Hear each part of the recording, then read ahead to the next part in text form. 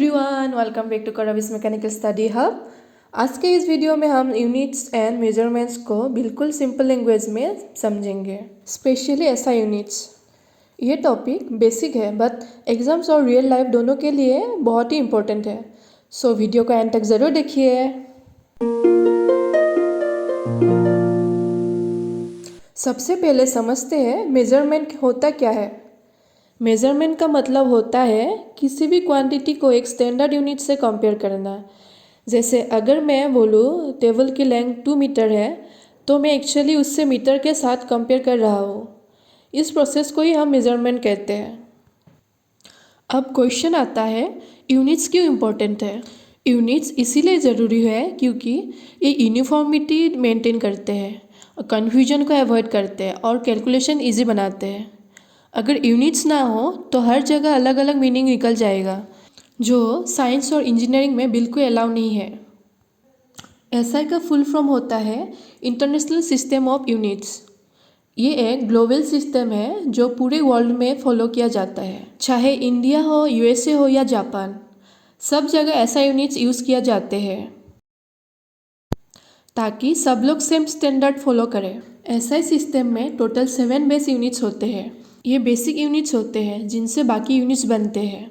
जैसे लेंथ, उनका यूनिट है मीटर, जो डिस्टेंस मेजर करने के लिए यूज़ करते हैं। नेक्स्ट है मास, जो उसका यूनिट है किलोग्राम।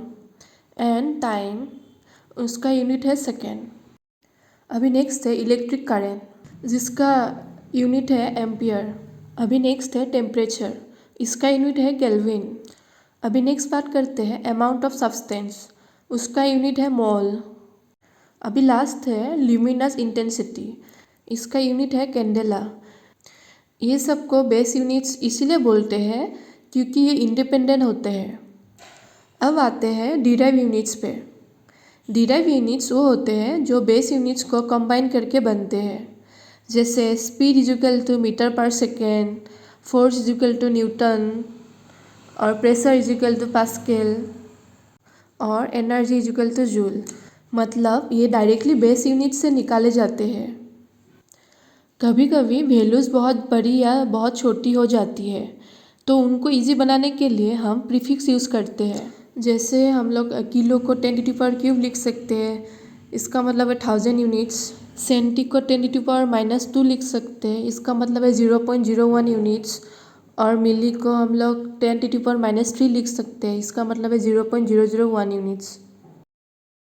अब बात करते हैं माइक्रो की। माइक्रो को हम लोग 10⁻⁻6 यूनिट बोल सकते हैं, यानी कि 1 मिलियन ऑफ ए यूनिट। जैसे आप लोग को इमेज में दिख रहा है, वो एग्जाम्पल है किलोमीटर्स की। 1 kilometre is equal to 1000 metres in length. और वैसे सेंटीमीटर्स को हम लोग 1 centimetre is equal to 0.01 metre भी बोल सकते हैं। ये प्रीफिक्स वैल्यू को शॉर्ट और सिंपल बना देते हैं। ये कुछ प्रीफिक्स की एग्जाम्पल्स है, जैसे 1 kilogram is equal to 1000 grams. Gram जो है मास के सबसे छोटा यूनिट है।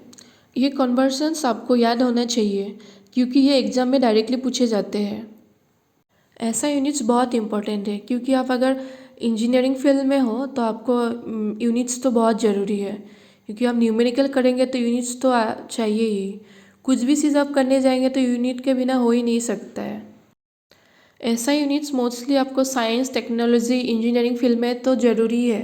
तो आज हमने सीखा कि मेजरमेंट क्या होता है, यूनिट्स क्यों इम्पोर्टेंट है, ऐसा यूनिट्स क्या होते हैं, बेस और डिराइव यूनिट्स, और प्रीफिक्स का यूज़। ऐसा यूनिट्स हमें वर्ल्ड वाइड सेम स्टैंडर्ड में मेजरमेंट करने में हेल्प करते हैं। अगर आपको ये वीडियो हेल्पफुल लगा हो तो लाइक, शेयर और सब्सक्राइब करना मत भूलिए करविस मैकेनिकल स्टडी हब को। तो मिलते हैं नेक्स्ट वीडियो में और एक इंटरेस्टिंग टॉपिक के साथ। Thank you for watching.